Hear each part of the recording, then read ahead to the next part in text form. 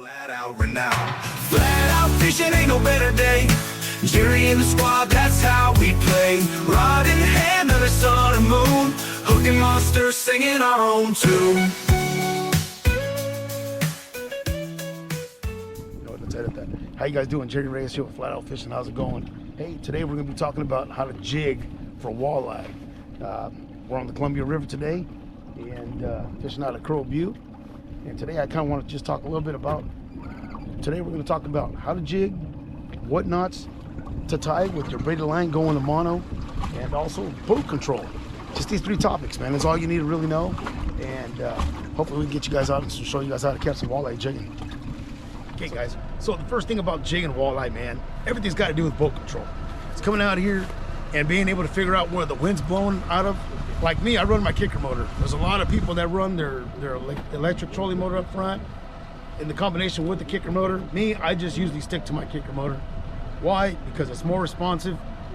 It's more on the go. If I need to get back or I need to go forward, the response is a lot faster than me trying to adjust my electric trolling motor up front to get me lined up. So here I am. There's a little bit of a breeze coming out of the north here for me, and the wind will do everything for you. The wind will line you up and point you however you need to be for controlling your boat. For me, I can already see that the wind's blowing this direction, so I want my kicker motor into the wind. I want my power into the wind. Okay, so what I'm gonna do is I'm gonna turn my boat according to the line I'm gonna fish right now. I definitely feel it on my face where the wind's blowing from, coming out of. So I'm gonna aim the back of my boat in that direction because I want my kicker motor to be able to kick back and roll into the wind. So here I am, I'm gonna line myself up here really quick. And that's everything when you're jigging, because you can kind of see there's, I'm motoring around and there's some current. All right, turn this thing off. We'll line it up. I slowed my boat down to the speed of the current. You can kind of tell too, if you look down here in the water, you can kind of see how those bubbles, the little things floating on the water there, are almost at the same speed as my boat. And that's key to knowing that you're going with the current. You're in kind of like, not neutral, but you're going to the flow of the boat. I mean, to the flow of the river. And that's everything when you get ready to go, everybody to go down and start fishing, okay? And then once you match the speed and you're all in neutral like this, then it's time for you to start going fishing. Start dropping your lines and everybody get down and catch some fish. All right, guys, so what I've done is I pointed my boat, the back of my boat, into the wind. Because, or if you were running your electric trolling motor, then you would point your electric motor into the wind, if that makes any sense, just so that way you can control it, because that's where you're going to get diverted or you're going to reroute, is because the wind's pushing you around. For me, I'm running my kicker motor. I like to put my kicker motor into the wind. That's how you get the boat control. And then everything you do with that is with your kicker motor and your line being straight up and down. Like right here, I'm starting to get pushed forward a little bit, so all I'll do is just put my boat in reverse, make sure that my angle is more vertical, and that's how you start steering your boat around when you're jigging. That's everything. And hopefully, as long as you keep your line up and down, you're not getting pushed around, and we're gonna keep running the same route and the same line as we're gonna drift through until hopefully target these walleye in the deep water. So today, we are jigging a 1 ounce jig head, and I'll bring it to you close here so you can see what we got going on here. I don't know if that's close enough. There we go. Keep that thing from moving. There we go. 1 ounce jigs. I love black, reds, browns, greens. I love those colors, man. They work the best for me. Anyway, we're down here. We're going to show you guys how to jig, guys. So first thing I got to do is make sure I get the boat stabilized and kind of match the current speed here, because believe it or not, there is some current here on the Columbia River. Even being down freaking 30 miles below the dam, there's still a little bit of current, believe it or not. So you got to keep that in mind for real, and how to run your boat, because the main thing I like to do is kind of keep my lines either straight up and down, or maybe just a little bit of an angle sometimes, but mostly straight up and down, so that way everybody's fishing right. Look, I already got it tangled. All right, we got it untangled. Primary key here is when you drop the line, just open your bail and let it rip. I don't know why it keeps getting stuck on that thing. It's not even that cold for it to be freezing. But that's what it is. There we go. And here we go. Line is on its way down. And you can kind of see how this line, I'll lift it up so you can kind of see how the coil is going out. It's just uncoiling here off the reel. It's on its way down. Here you go. We are in almost 100 feet of water here, so it's got a ways to go. Main thing to do is just keep your eye on that line. It's still ripping. You can kind of see it there. It's still going. And it's still going. All of a sudden, it's going to come to a stop. That's when you know you're straight up and down. But then again, see how it stopped, guys? Right there. But you got to make sure your boat is in the right spot and you're not drifting against the current, having the wind blow you around or anything. So now that I'm on the bottom, I'm going to tighten up my line. I'm going to give it a lift. Usually I just do this for the starting out. I'll let it go and I'll guide it down. There's the bottom. Kind of see the resistance come off the rod tip there. Kind of go slack. And then once you find the bottom, then that's when you begin your jigging. Oh, that was a bite. I don't know if you guys seen that, but there was a bite on that actual drop there. And so then I hit the bottom and then I'll jig it. Guide it down slow, give it a pop. But see how I'm keeping my line tight on the way down. Then I'll jig it. And I don't want to jig higher than a foot off the bottom because these fish are tucked tight to the bottom. Oh, hey, there's a fish right there. You see that? Oh, he came off. But did you see that though? Oh, Paul just missed one too. So, you know, right now real quick, just to kind of illustrate how we jig for these walleye, I'm going to get back down. Usually I will check my worm because it probably got taken off by that fish. But I'm going to just get back at it because I want to stick to the subject here. So, okay, so there's my bottom again. And I give it a lift. I keep my line tight. Everything's about keeping that line tight to find the bottom. There's a lot of people that do this, and I'm going to show you right here. Oh, there's a fish on behind us. They lift and they drop the line like that. Can you kind of see how they're doing that? They lift and they drop the line. You can't even see that you hit the bottom or not. Okay? That's why I like lift, keep it tight. Lift, keep it tight. Just like that. Okay, guys? So we're back to talking about how to jig for walleye, right? You know, there's when you got a few guys in the boat, you notice that there's one guy catching more fish than you. A lot of times what you need to do is watch and see how he's jigging it. Because like my personal preference is kind of jigging it like that. Just let it hit, give it a little twitch, let it drop down, do it again. But there's a lot of guys that will just yo-yo it like this. And just yo-yo it, keeping it tight to the bottom. Because that's everything, that's key, is keeping it tight to the bottom. So, you know, change your cadence on that way. A lot of other guys will lift it up a little higher. They'll bring it down nice and slow, nice and slow. They'll tap, and then they'll give it a little twitch. And then they'll bring it and elevate it a little higher than a foot and bring it right back down. I know some other guys that just let it drag and just don't even mess with it. Just keep it right on the bottom. Almost like you're free drifting. You know, just like if you're free drifting for steelhead kind of sort of, if you would. Just kind of letting it drag along the bottom. Just keeping it tight, okay? So just pay attention to the guy around you. There's a guy that's got a hot hand in the boat. A lot of times it's not the reel, the line, or anything like that. It's just the way he is jigging for these fish and the way they want it. Okay. So you guys, when you're jigging, just make sure you're on the bottom. A lot of times, even before you hit the bottom, oh, there's a bite. There he is. There he is. And just tighten up on him. And all you got to do is keep it tight. You don't need a double jerk. You don't need to pump them. You don't need to do nothing like a bass. All you got to do is just keep it steady. Keep the pressure on him and keep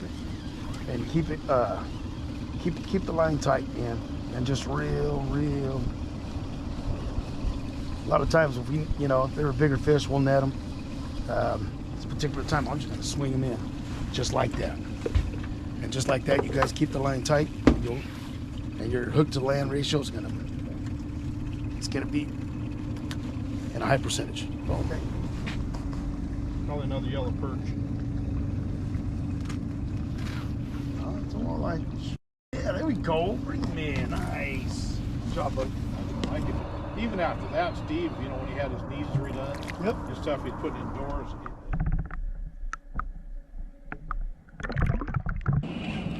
Right. All right, guys. Here, so today I'm going to show you guys with jigging and everything like that. You want to make sure you got a good knot. And I like to go from braid to monofilament. And I'm going to show you how I hook them up. And the reason being is it's a good breakaway point for me. You know, that way I'm not always putting all the stress on my reel and my poles and my eyelids.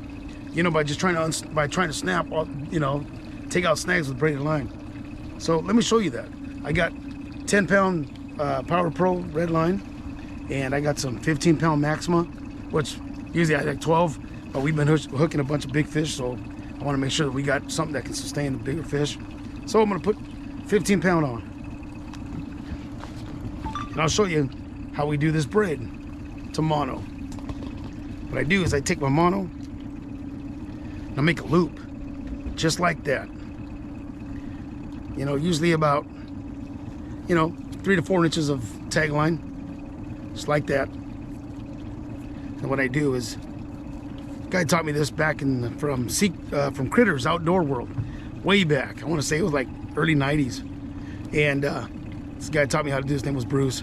But this is this nice little knot. It goes through the eyes, especially if you have small eyelids, and it doesn't get tangled up and stuff. So let me show you. So what I do is I go in through the loop of my mono,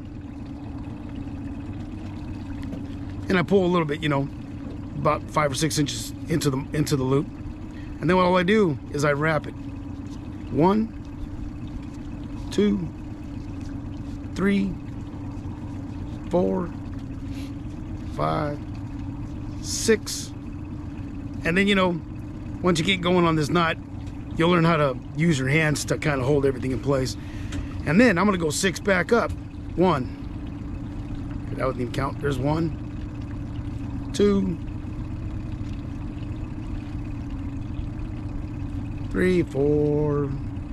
Try to make it faster without, look at that thing's coiling on me. I'll go 4 times, 5 times, and I'll go 6. And the rule to this knot is to go out the way you came in. So if I came in this way, I'm gonna go out that direction, outside my loop. Now that I've achieved all my wraps, I'm gonna go through the loop. Easier said than done. So I've gone out the same way. I like to wet it up a little bit, and then I'll just take it and I cinch it up nice and tight. You guys see that there? Okay, so then I just trim my tag lines on both ends, pull it tight, make sure it's good. Don't overdo it, because no matter what, there's a breaking point on this thing, right? So pull it tight, snug it up, trim it off.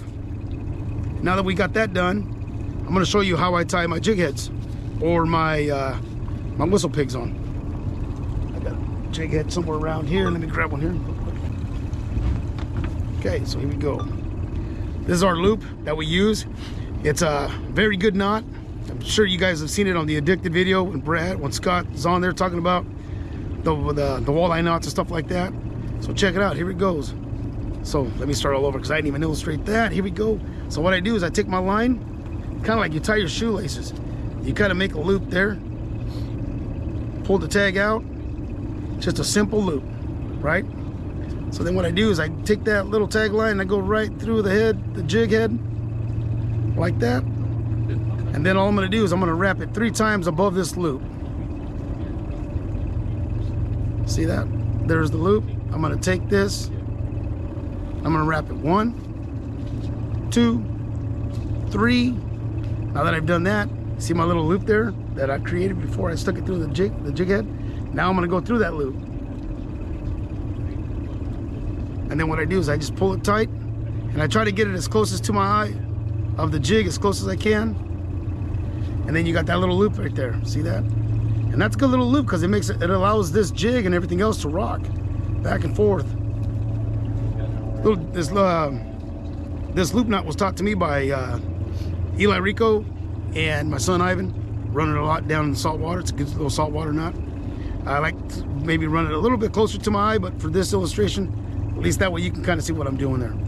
So that's a good one for me, to go from braided line to the jig head, whether you're using a jig head, if you're using a regular swim bait, any kind of jig that you're going to be putting on for jigging walleye, it works great, and it allows it to move and pivot. There you guys go, a little tip for flat out fishing on how to tie the little knots in your jig heads. Hope that helps.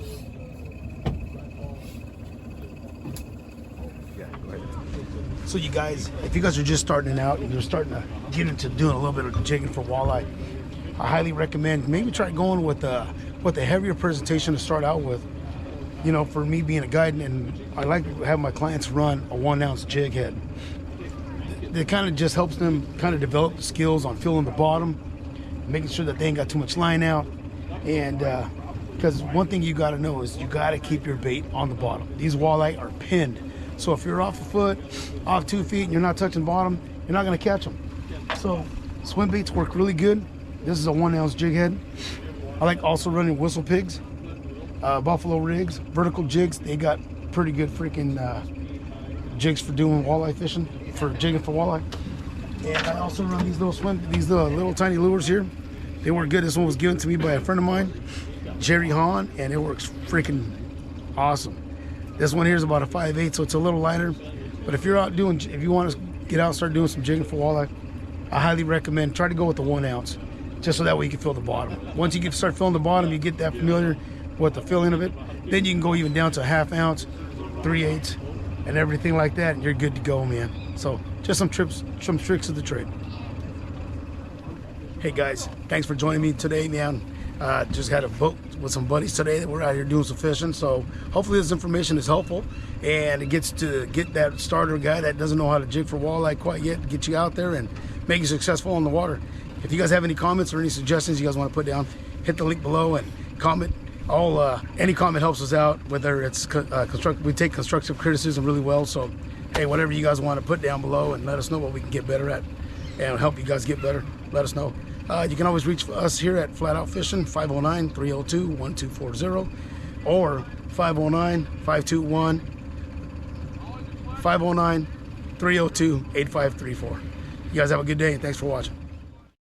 Flat out renowned. Flat out fishing ain't no better day. Jerry and the squad, that's how we play. Rod in hand under sun and moon, hooking monsters, singing our own tune.